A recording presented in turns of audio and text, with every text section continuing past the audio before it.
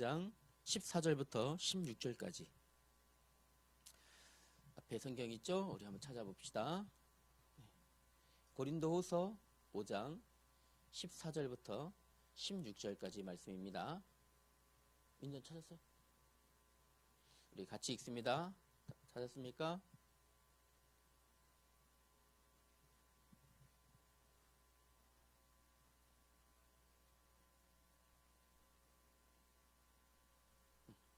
(5장) 14절부터 16절까지 우리 세 절을 같이 읽읍시다. 시작. 그리스도의 사랑이 우리를 강권하시는도다. 우리가 생각하건대 한 사람이 모든 사람을 대신하여 죽었은즉 모든 사람이 죽은 것이라. 그가 모든 사람을 대신하여 죽으심은 살아있는 자들로 하여금 다시는 그들 자신을 위하여 살지 않고 오직 그들을 대신하여 죽었다가 다시 살아나신 이를 위하여 살게 하려 함이라. 그러므로 우리가 이제부터는 어떤 사람도 육신을 따라 알지 아니하노라. 비록 우리가 그리스도의 육신을 따라 알았으나 이제부터는 그같이 알지 아니하노라. 아멘.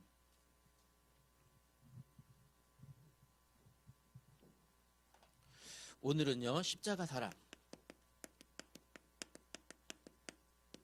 십자가 사랑.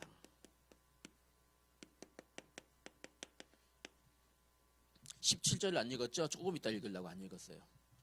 조금 있다가 우리 본문 하다가 읽을 거예요. 하영이가 누구죠? 제일 언니예요? 가영이가 둘째 언니고 하람이가 제일 동생이네요. 그러면 우리 미국에서 우리 3년 만에 한국에 왔다 합니다. 우리 중고등부 예배 하차합니다. 우리 박수로 한번 환영합시다.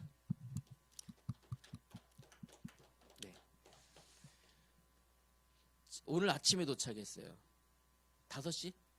인천공항이 5시? 네. 인천공항에 5시 시차도 안 맞고 지금 엄청 졸릴 텐데, 그쵸? 네, 미국 시간과 지금 안 맞아서 되게 졸리고 힘들 텐데 예배에 나왔어요. 중심이 무엇이에요? 하나님 중심, 예배 중심이라는 모습을 우리에게 본으로 보여주지 않았나 싶습니다.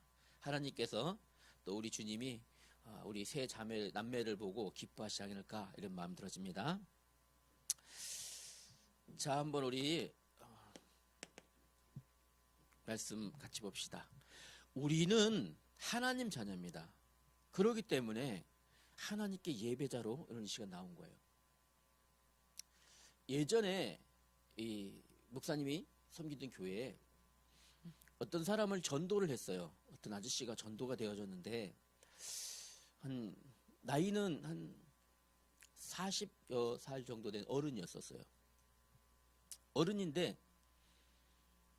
이 주머니에 뭐를 갖고 왔어요. 주일날 주중에 이제 전도가 되어져서 주일날 예배를 왔는데 주머니가 불룩해요. 근데 이렇게 주머니를 이렇게 잡고 있어요. 이렇게요. 뭘까 궁금했어요. 근데 안 보여주는 거야. 아저씨가 안 보여줘. 예배당 입구에서 이제 이야기를 하다가 그 뭐예요? 그게 그 얘가 못 참고 주머니 있는 애가 나왔어. 고개를 쭉 내밀고 나왔어. 하얀색 강아지인 거예요. 진짜 한 강아지가 요만해요. 요만해. 한 요만한데 얼마나 이쁜지 자기도 집에다 혼자 놔두지 못하고 은강이 기억나요? 하얀색 강아지 데리고 왔던 아저씨? 요만한 강아지를 주머니 들고 왔는데 이걸 어떻게 이제 새로 교회 나오신 분인데 그래서 이야기를 했죠. 사람은 하나님께 예배할 수 있는데 강아지는 예배할 수 없어요. 강아지 집에다 두고 오세요. 가서 안 된대. 우리 강아지는 너무 똑똑하고 예뻐서 예배 드릴 수 있다라는 거예요. 이 아저씨가 막 거기 예배당 입구에서 꾹꾹 우겨요. 또 예배 얘랑 같이 드리겠대. 얘는 주머니에서 안 나오고 주머니 안에서 예배 잘 드린다는 거예요. 뭐 처음 온 교회에 나온 사람이고 그렇게 우겨대니까 우기면서 뭐 강아지 데리고 다니 예배하겠다니까 일단 그럼 알겠다고 예배당에 들어오시라고. 그래서 예배당이 한 뒤쯤에 이렇게 3분의 2 지점 이렇게 앉아 있어요. 예배가 이제 시작했어요. 찬송이 막 불러지고 할 때까지 가만히 있었어요. 예배가 시작된 지 한 10분 조금 지났는데 얘가 답답할 거 아니에요. 주머니 안에서 그죠? 강아지가 톡 튀어나온 거예요. 어떻게 됐을까요? 난리가 났어요. 강아지가 막 의자 밑으로 돌아다니고 이 아저씨가 막 부르고 뭐 또리야 계속 부르니까 조용히 부르니까 사람들이 뭔가 다 쳐다볼 거 아니에요. 막. 이 강아지가 나중에는 막 예배당을 막 뛰어다니고 막 그런 거야. 이제 강아지가 안에서 예배가 중단되고 강아지를 잡았어요. 여튼간에 강아지 잡고 우리 그때 우리 학생부에서 강아지를 데리고 나갔죠. 강아지 데리고 이제 논다고 나가고 아저씨조차도 이제 궁금한 거야 이제. 그래서 예배를 못 드리고 나가버렸어요. 하나님 자녀만 예배할 수 있어요.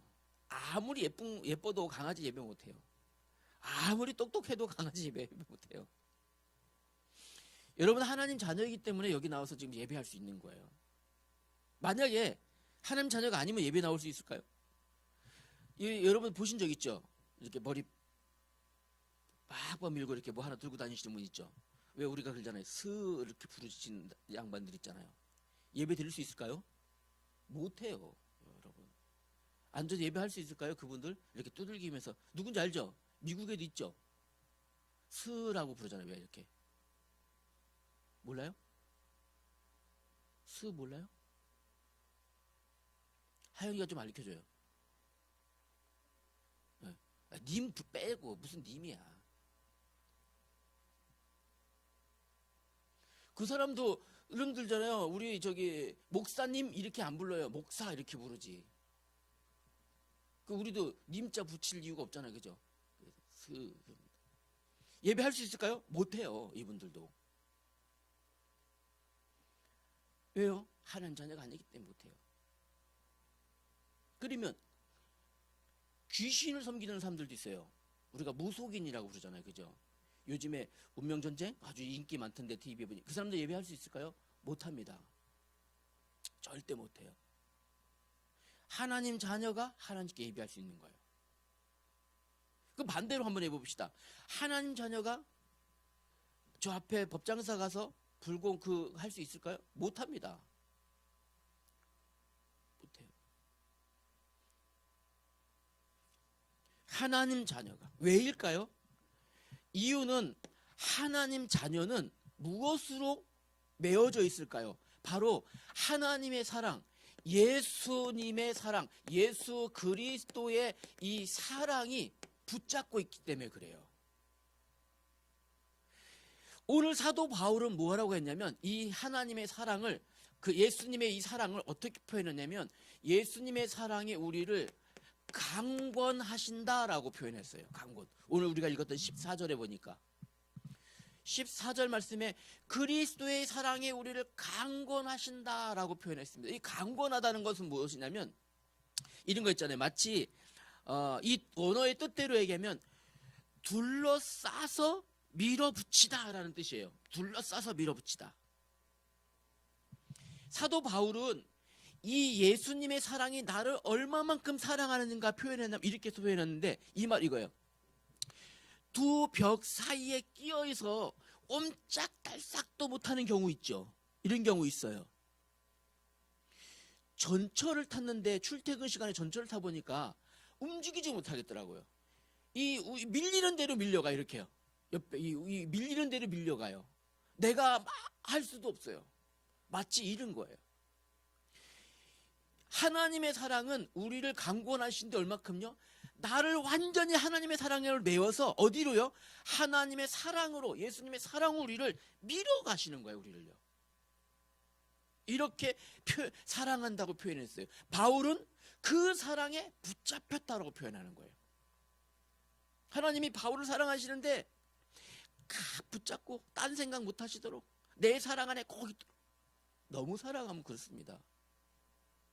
그래서 이 하나님의 사랑이 바울을 강권하셨다. 그러면 이 사랑은 우리가 몇 가지 생각해야 될 게 있어요. 그러면 이 예수님의 사랑은 어떤 사랑일까요? 그죠? 우리 서론에서 먼저 생각해 봅시다. 이 예수님의 사랑은 빌립보서 2장 6절부터 7절에 보니까 이렇게 말씀하셨어요. 이 예수님은 원래 하나님이신데 하나님으로서 높고 높은 보좌에 앉으셨어야 되는데 그분이 그분이 우리를 사랑하시려는데 죄인된 인간들이지만 하나님의 형상 입은 자를 우리를 사랑하셔서 우리를 건져내시려고 하늘 보좌를 버리시고 이 땅까지 쫓아오신 분이에요.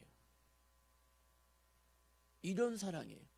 하늘 보좌를 버리시고 죄인된 인간을, 죄인된 우리를 구원하시려고 직접 죄인의 몸을 입고 오신 사랑이에요. 직접 죄인의 몸을 입고 이 땅까지 쫓아내려오셨어요. 이 정도가 아니고 고린도후서 5장 21절 말씀해 보니까요, 이렇게 하셨습니다. 죄인된 우리를 구원하시려고 그 죄의 대가를 대신 짊어지셨대요. 그 죄의 대가를 대신 짊어지셨는데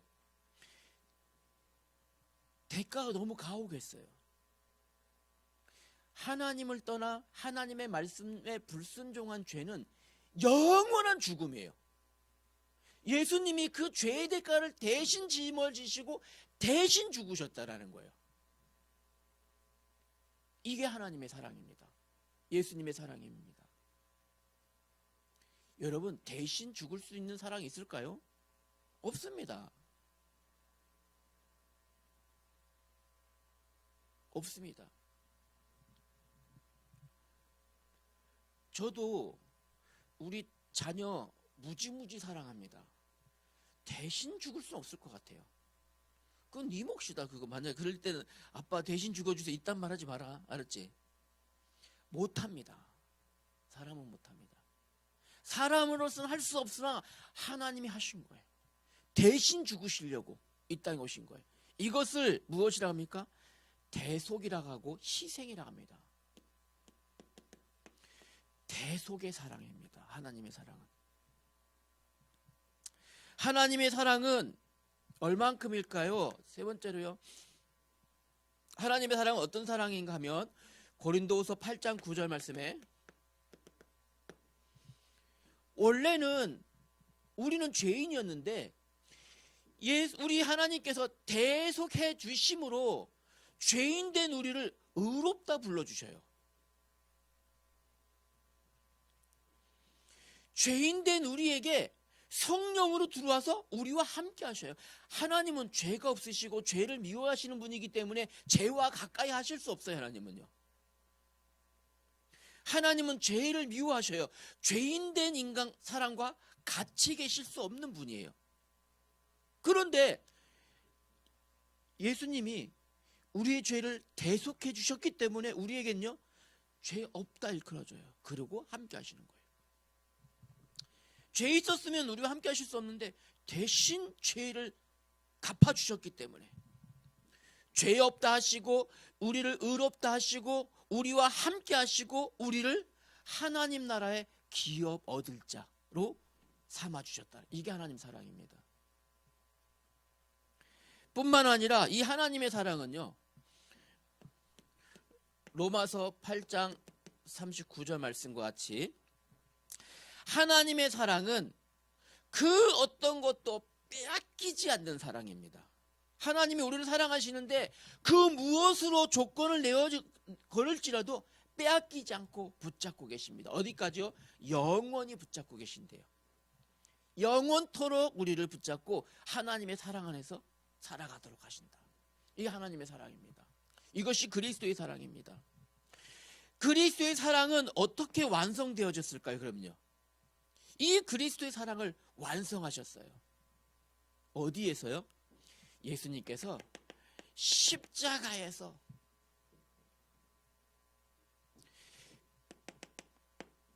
피 흘리시고 죽으심으로 이 십자가의 그리스도의 사랑을 완벽하게 보이신 겁니다.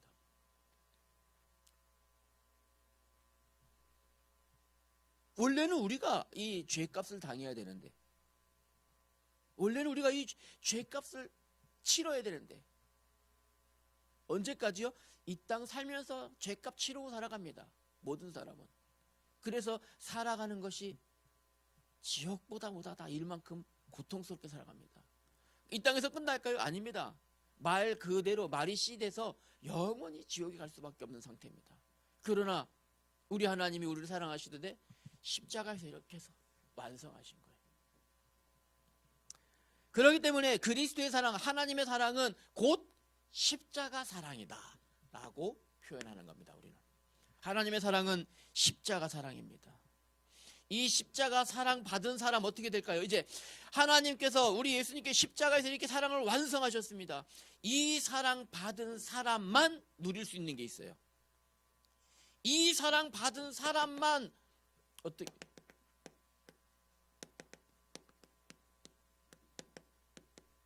새로운 피조물. 우리 17절 같이 볼까요? 봅시다. 우리 17절 같이 읽어볼게요. 바로 뒷절이죠. 함께 있습니다. 그런즉 누구든지 그리스도 안에 있으면 새로운 피조물이라 이전 것은 지나갔으니 보라 새 것이 되었도다. 목사님 있잖아요. 이거 본 적 있어요. 물론 유튜브에서 봤는데 새우 있잖아요.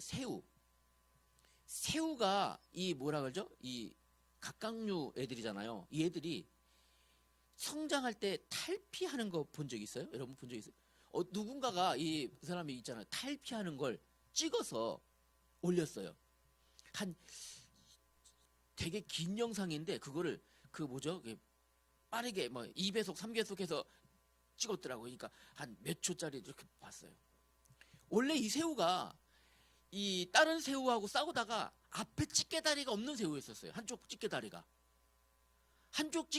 앞에 이 찌개다리가 있어야 되나. 그래 이렇게 뭐 잡아서 이렇게 먹고 할 거면 새우를 이렇게 됐죠. 이렇게 하잖아요. 그냥 먹자.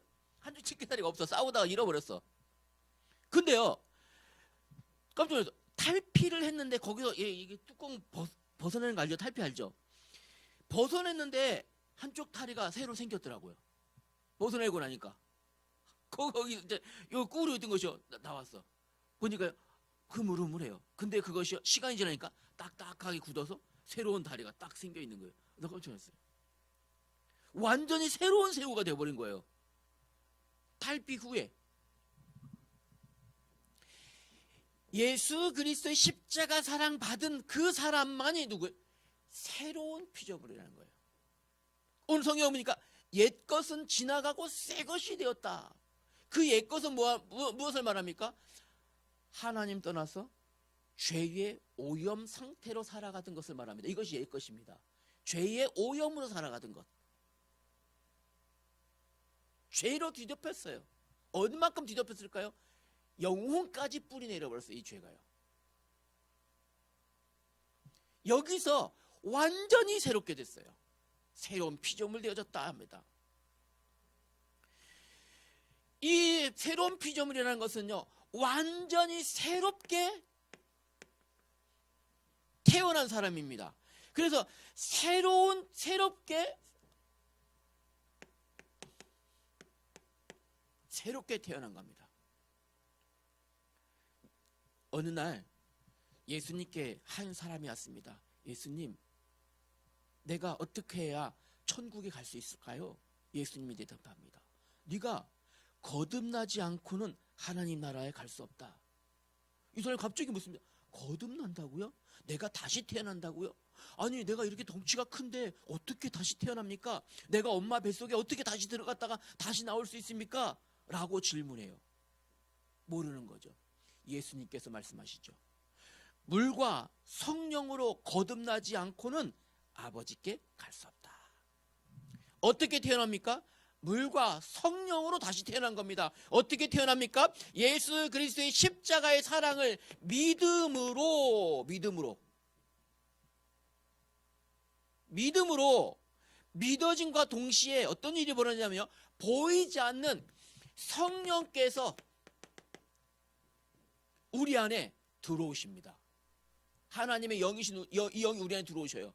우리 안에 내가 믿음으로 고백할 때 우리 하나님께서 우리 안에 들어오십니다. 이것을 성령 세례라고 하는 거예요.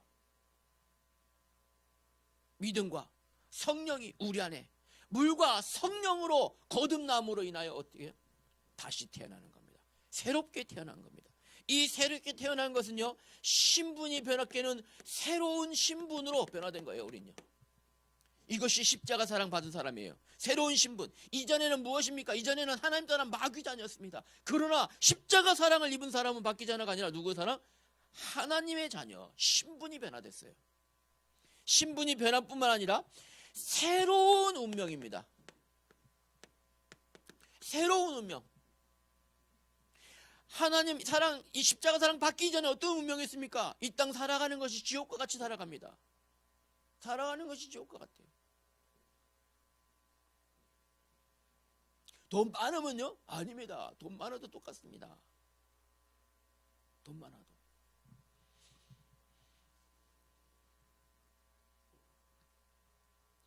똑같습니다. 결국 어떻게 해요? 그러나 하나님 떠난 모든 운명은 어디요? 지옥으로 연결되어져 있습니다. 새로운 운명입니다. 이제 무엇입니까? 지옥과는 이제는 관계없습니다. 요한복음 5장 24절에 보니까 요한복음 5장 24 우리 예수님의 말씀이 이제 어떻게 해요? 내 말이 너희 안에 거하고 너희가 내 안에 거하면 이겁니다. 조건입니다. 조건입니다. 내 말을 듣고 또 나 보내신 이를 믿는 자는, 이 예수 그리스도의 사랑을 믿는 자는 심판에 이르지 아니하나니 사망에서 생명으로 옮겼느니라. 옮겨진 겁니다. 어떤 운명입니까? 저주의 운명이 아닙니다. 이제 어떻게 해요? 하나님 나라를 기업으로 받을 수 있는 운명으로 바뀌어지는 겁니다. 인생의 목표가, 새로운 목표가 생깁니다. 이제는요. 새로운 목표, 목적, 새로운 가치관 생겨집니다. 이제요. 이전에는 이 세상에서 잘 먹고 잘 사는 게 목적이고 가치관이었다면 바뀌어집니다. 하나님의 은혜로 하나님의 영광을, 하나님 내가 이 땅에 살아가는 동안 사나 죽으나 하나님의 영광을 위해 살겠습니다. 영원히 하나님을 기뻐하며 살겠습니다. 이것이 우리 신앙의 교리 1번이에요. 교리 첫 번째입니다. 이것이.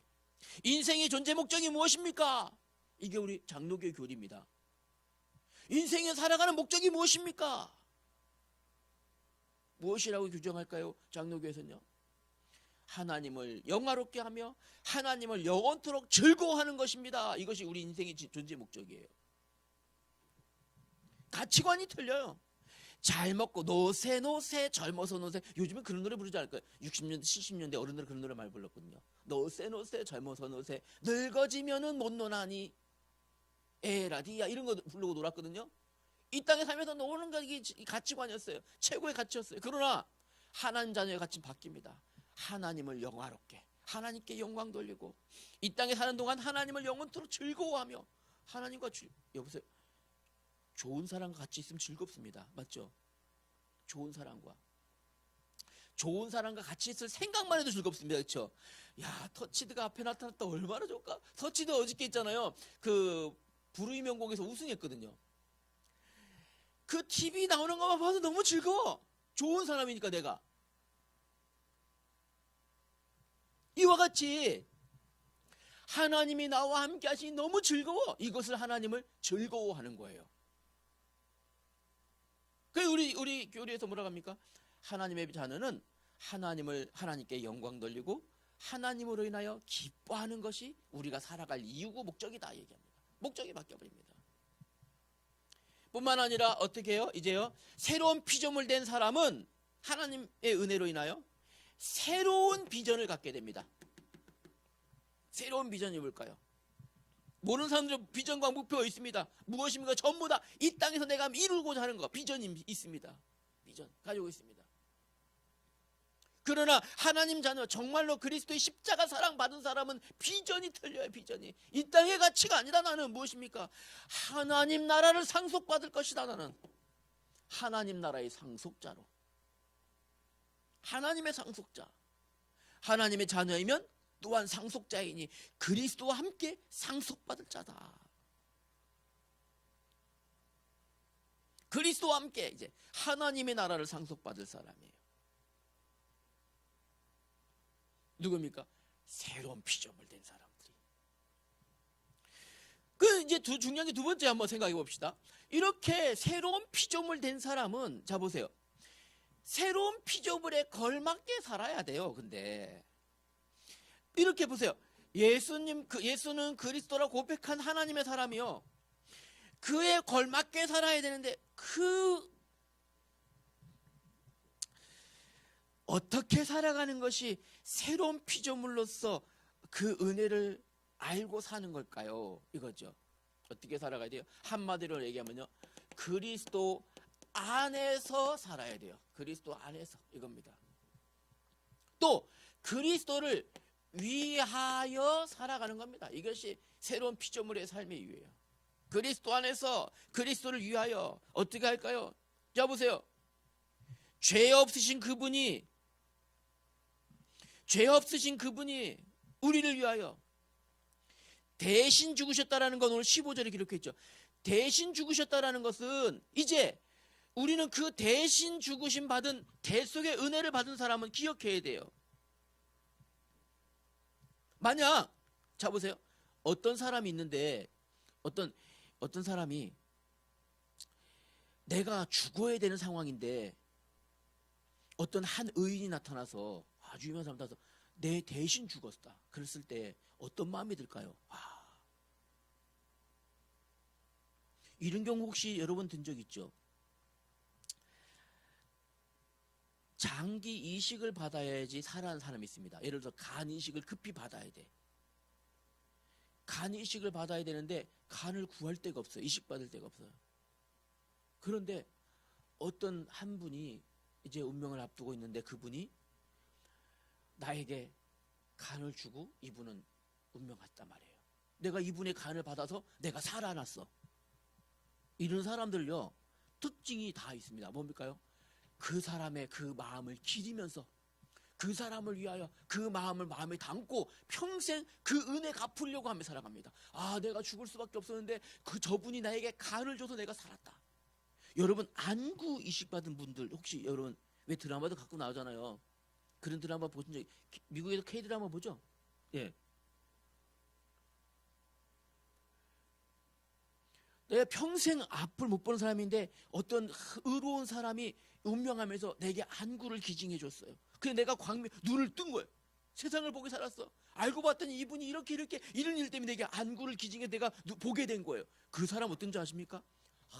너무 고맙다. 내가 이 사람이 안 있으면 내가 평생 앞을 못 봤을 텐데 그분이 안구를 내게 줘서 내가 앞을 봤구나. 평생 그 은혜를 감사하고 그 은혜를 기억하고 내가 이제 이렇게 내 다시 눈을 보게 됐으니까 내가 의로운 거 봐야지, 좋고 아름다운 거 보면서 살아가야지, 이런 마음 먹고 살아갑니다. 장기 기증만 받아도 그렇습니다. 그런데 우리는 어떻게 했습니까? 예수님이 우리 대신 죽으셨어요. 대신 죽으신 그 은혜를 진짜 아는 사람 어떤 마음이 들까요? 내가 죽었어야 되는데, 내가 죽을 수밖에 없었는데 우리 예수님이 대신 죽으셨구나. 이게 진짜라면 어떤 마음이 들까요? 내가 정말 우리 예수님의 은혜를 생각하며 예수님의 뜻대로 내가 평생 살아가야 되겠구나. 이게 정상입니다. 그럴까요, 안 그럴까요? 그렇게 예수 그리스도 안에서 예수 그리스도를 위하여 살아가는 것이 정상입니다. 그럼 어떻게 살아가야 될까요? 우리 예수님께서 말씀하시죠. 요한복음 14장 24절에 보면 사람이 나를 사랑하면 내 계명을 지킬 것이다. 예수님을 사랑하면 예수님의 계명 지킵니다. 예수님을 사랑하는 사람이면 예수님의 계명을 지키는 겁니다. 무엇이에요? 하나님의 우리에게 준 계명, 다시 말하면 말씀에 순종하며 삽니다. 정상입니다. 이것이요. 뿐만 아니라 이제요, 내가 받은 이 사랑을요 어떻게 해요? 전파하면서 삽니다. 다시 말하면 증거하면서 삽니다. 나 이 사랑 받았어. 너무 큰 사랑 받았어. 이 사랑을요 전달하면서 전파하면서 삽니다. 뿐만 아니라 이전에 나의 모습을 변하고 새로운 피조물 됐으니까 어떻게 해요? 이제 내가 예전에 더러운 나의 습관 버려야겠다. 이제 예전에 내가 나도 모르게 거짓말하던 나의 습관 버려야 되겠다. 예전에 내가 악한 것 생각한 것, 세상을 쫓아가고 쾌락을 즐기는 생각 버려야 되겠다.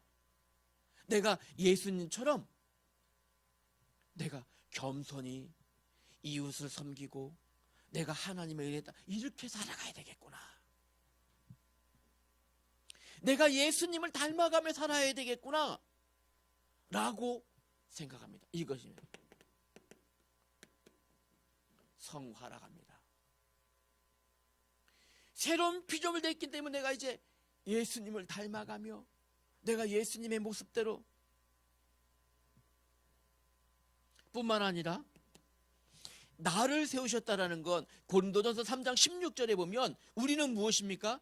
우리는 주님의 교회입니다. 하나님의 성전입니다.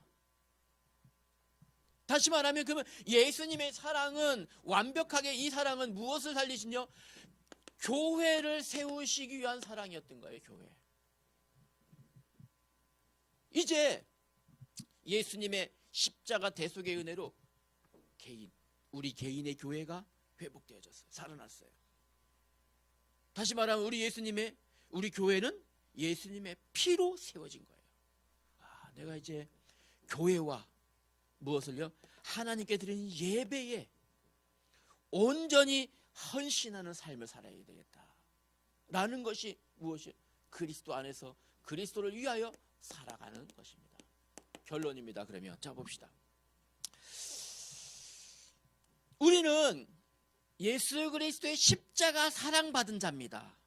이 십자가 사랑으로 인하여 영원한 저주에서 해방된 사람들입니다. 새로운 피조물 되어졌습니다. 이제 우리는 그리스도 안에서 그리스도를 위하여 살아갈 사람들입니다. 어떻게 실천해야 될까요? 몇 가지 실천. 너무 어렵다 그러면 이건 너무 거리가 먼 것 같아요. 좀 더 가까이 끌어당겨 봅시다. 이것들을요 쉽게 우리가 할 수 있는 것들을 한번 몇 가지 한번 당겨 봅시다. 이거죠. 요한복음 15장 9절에 보니까요. 9절부터 10절 말씀에 우리 예수님이 이렇게 말씀하셨어요. 우리 예수님의 말씀에 하나님께서 나를 사랑하신 것 같이 나도 너희를 사랑하였으니 나의 사랑 안에 거하라. 내 아버지의 계명을 지켜 그의 사랑 안에 거한 것처럼 너희도 내 계명을 지키면 내 사랑 안에 거하느니라. 예수님의 계명 안에 있어야 돼요. 몇 가지 무엇입니까? 첫 번째는요. 여러분 한 번의 예배를 드리더라도 하나님 앞에 진정한 감사함으로 드리시길 바랍니다. 때로는 예배를 못 드릴 수 있는 상황도 올 수도 있어요. 그렇기 때문에 한 번의 예배가 하나님 앞에 최고의 감사의 예배로 여러분 마음 담고 예배하시기 바랍니다. 어쩔 수 없이 내가 오늘 예배 자리에 나왔다 할지라도 이 예배만큼은 내가 감사함으로 하나님 앞에 예배 드리는 자 되어야 됩니다. 어떻게 실천할 수 있을까요? 두 번째로는요. 이제 예수님의 사랑은 우리를 살리신 사랑입니다. 예수님의 사랑은 우리 개인이라고 한 교회를 세우셨고 우리 행복한 교회를 세우시는 사랑이었습니다. 이제 그러면요. 예수님의 사랑을 어떻게 된다고요? 전달하면서 살아가야 됩니다. 어떻게 전달할까요? 교회를 위하여 봉사하는 것이 바로 이 사랑을 실천하는 거예요. 어떻게 봉사하겠습니까, 여러분? 교회를 위하여, 예배를 위하여 여러분의 삶을 봉사하는 거예요. 이거를 헌신이라고 얘기합니다. 예배를 준비하면 미리 나와서 불을 켜고 우리 히터도 틀고 화면도 모니터 준비하고 마이크도 준비하고 예배를 준비하기 위한 모든 이런 것도 봉사입니다. 교회 예배를 위한 봉사입니다. 예배가 끝난 다음에 뒷정리하는 이것도 봉사입니다. 예배를 위하여 먼저 찬양을 준비하는 이것도 봉사입니다. 예배를 위한 모든 것들. 예배를 마치고 내가 교회 예배당을 좀 정리해야 되겠다. 봉사입니다. 세 번째는요. 우리 예수님의 말씀하신 새 계명을 주노니 계명은 무엇입니까? 우리에게 주신 계명은 딱 두 가지입니다. 하나님을 사랑하고 이웃을 사랑하라 하셨습니다. 그러면 우리에게 지금 현재 이웃은 누굴까요? 우리 예배당 안에 함께하는 우리 모두입니다. 공동체입니다. 어떻게 해요? 하나님의 사랑으로. 서로 이 사랑으로 교제하고, 여러분, 사랑의 나눔으로 포럼하는 것입니다. 이런 사랑, 이렇게 실천하셔야 됩니다. 이제 이것을요, 한 방에 아주 크게 실천할 방법이 있습니다. 평소에 내가 잘 못했어, 한 방에 실천할 수 있는 방법이 있어요. 언제일까요? 예, 한 방에 실천할 수 있는 우리 행복한 교회 시간표를 하나님 주셨어요. 써볼게요.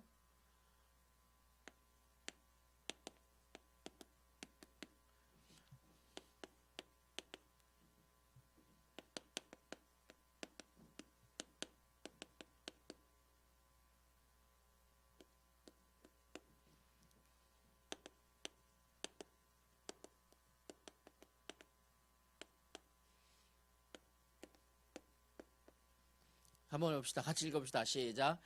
행복한 데이, 사랑한 데이, 행복한 교회로 5.3 아시겠죠? 5월 3일이에요.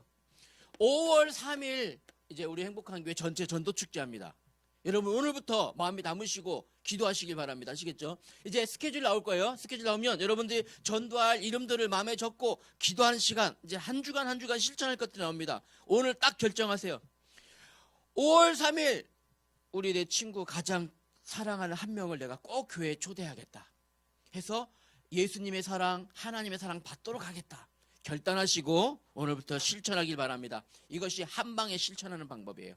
예수님의 사랑 받은 자, 십자가의 사랑 받은 자 한 방에 실천할 수 있는 방법, 5월 3일 기억하시고 한 명 전도하는데 도전합시다. 아시겠죠? 광주까지 차원행 갑니다. 광주에서 싣고 올게요. 광주 우리 멀어요. 더 먼 데서 온 사람이 있어요. 오늘 근데 미국에서 왔어요. 엄청 멀리서 오늘 왔어요. LA에서요?